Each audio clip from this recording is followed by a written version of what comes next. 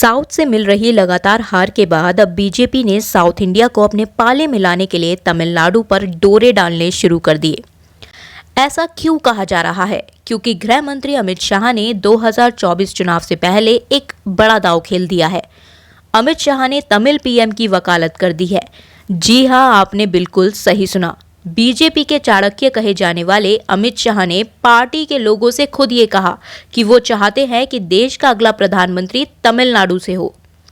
South Chennai में Sunday को BJP के पदाधिकारियों की बंद कमरे में हुई बैठक में अमित शाह ने कहा कि किसी गरीब परिवार के तमिल को भारत का प्रधानमंत्री बनना चाहिए और पार्टी के अंदर के ही लोगों ने ये जानकारी दी है।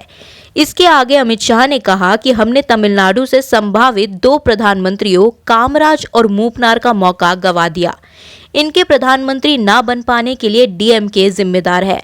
डीएमके और उसके दिवंगत मुखिया एम करुणानिधि पर तंज कसते हुए उन्होंने कहा कि तमिलनाडु के वरिष्ठ कांग्रेस नेताओं जैसे के कामराज और जी के मूपनार में प्रधानमंत्री बनने की क्षमता थी, लेकिन करुणानिधि ने उनकी संभावनाओं को विफल कर दिया।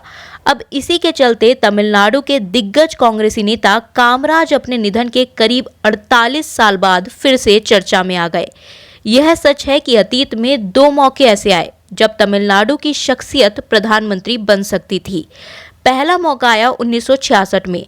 तब तमिलनाडु के दिग्गज कांग्रेसी कुमारस्वामी कामराज पार्टी के अध्यक्ष थे। उनकी ही अगुवाई में उन दिनों कांग्रेस का सबसे ताकतवर गुट काम कर रहा था।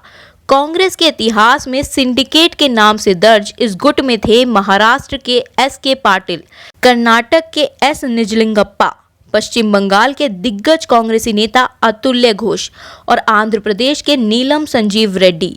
तब कामराज चाहते तो देश की कमान उनके हाथ आ सकती थी, लेकिन उन्होंने प्रधानमंत्री रहे लाल बहादुर शास्त्री के निधन के बाद नया उत्तराधिकारी चुनने में दिलचस्पी दिखाई। अब सवाल ये उठता है कि अमित शाह ने ऐसा क्यों कहा? तो बात यह है कि अमित शाह की ओर से तमिल प्रधानमंत्री की मांग को डीएमके को घेरने के कदम के रूप में देखा जा रहा है, क्योंकि डीएमके की तरफ से इससे पहले कहा गया था कि वो तमिलनाडु की सभी 39 लोकसभा सीटें और पुडुचेरी की 1 सीट जीतेगी, जिसकी वजह से तमिल प्रधानमंत्री वाली शाह की टिप्पणी को बीजेपी की तमिलनाडु तक पहुंच बनाने के लिए एक फाउंडेशन तैयार करने की कोशिश के रूप में देखा जा रहा है। जैसा कि तिरुवदुथुराई अधिनियम के सेंगोल को प्रधानमंत्री नरेंद्र मोदी ने खुद नए संसद भवन के अंदर स्थापित किया था, वो भी इसी एजेंडे के हिस्से की तरह देखा गया था। वही तमिलनाडु बीजेपी प्रमुख के अन्नामलाई ने तमिल पीएम वाले मुद्दे पर प्रतिक्रिया देते हुए कहा कि यह हमारी पार्टी के कार्यकर्ताओं को संबोधन था। गृह मंत्री बहुत स्पष्ट थे। उन्होंने 1982 से एक बूथ अध्यक्ष के रूप में, फिर राष्ट्रीय अध्यक्ष से लेकर अब गृह मंत्री तक की अपनी यात्रा का जिक्र किया। उन्होंने हमारे पीएम की यात्रा का भी जिक्र किया। हमारे पीएम के बारे में बताया कि उन्होंने कैसे बूथ अध्यक्ष से लेकर प्रधानमंत्री तक की यात्रा की। आप सब ऊपर चढ़ते रहेंगे, यही इस पार्टी की खूबसूरती है। उन्होंने मेरे सामने बैठे तमिल दोस्तों का जिक्र किया। वही तमिलनाडु से पीएम बनने की बात को लेकर अन्नामलाई ने कहा कि 2024 के लिए हम स्पष्ट हैं कि पीएम मोदी तीसरी बार एक बड़े जनादेश के साथ सत्ता में आने जा रहे हैं। तमिलनाडु हमारी जीत में बड़े पैमाने पर योगदान देगा, क्योंकि राज्य को काफी फायदा हुआ है। पिछले 9 सालों में विकास के मामले में और किसी दूसरे नेता ने वास्तव में हमारी संस्कृति का ऐसे रिप्रेजेंट नहीं किया जैसे पीएम मोदी ने किया। मैं कहता रहता हूं कि पीएम मोदी एक तमिलियन है। किसी ने भी तमिल भाषा और संस्कृति में दिलचस्पी नहीं ली है जैसे उन्होंने तमिल संस्कृति की सुंदरता को पुनर्जीवित किया है। तो अब इन्हीं बातों से साफ हो जाता है कि बीजेपी किस हद तक साउथ के लोगों को इम्प्रेस करने में लगी हुई है। तो अब विपक्ष भी कहाँ पीछे रहने वाला है? इस पर राज्य के मुख्यमंत्री एम.के. स्टालिन ने गृह मंत्री शाह पर टॉन्ट करते हुए कहा कि बीजेपी आखिरकार प्रधानमंत्री नरेंद्र मोदी से नाराज क्यों है।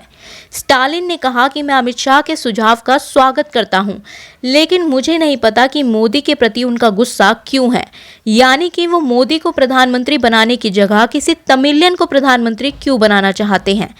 मुख्यमंत्री स्टालिन ने आगे कहा कि अगर बीजेपी का विचार है कि एक तमिल को प्रधानमंत्री होना चाहिए, तो तमिलिसाई सुंदरराजन जो कि तेलंगाना के राज्यपाल हैं और एल मुरुगन जो कि केंद्रीय मंत्री हैं, इन दोनों को प्रधानमंत्री पद के लिए मौका मिलना चाहिए। बीजेपी को उनको मौका देना चाहिए, दोनों बीजेपी के ही हैं। इसके अलावा एम.के. स्टालिन ने शाह को अपना बयान पब्लिक करने की चुनौती दी ताकि डीएमके एक डिटेल्ड एक्सप्लेनेशन दे सके। डीएमके ने कहा कि राज्य सरकार को केंद्र सरकार की ओर से जो पैसा मिलता है वो पैसा देना केंद्र सरकार का संवैधानिक कर्तव्य है। अमित शाह उसका क्रेडिट नहीं ले सकते। वहीं डीएमके संसदीय दल के नेता टी.आर. बालू ने कहा कि स्टालिन ने राज्य के लिए जो विशेष योजना मांगी थी उसे ना तो केंद्र सरकार ने दिया ना ही अमित शाह ने, तो फिर ये लोग तमिलनाडु के किस बात के हितैषी बन रहे हैं? क्या बीजेपी का सॉफ्ट साउथ कॉर्नर 2024 के चुनावों के लिए है? कमेंट करके अपना ओपिनियन बताएं। अगर वीडियो पसंद आया है तो लाइक और शेयर करें और ऐसी और इन्फॉर्मेटिव वीडियोस के लिए चैनल को सब्सक्राइब करके बेल आइकन दबाना ना भूलें।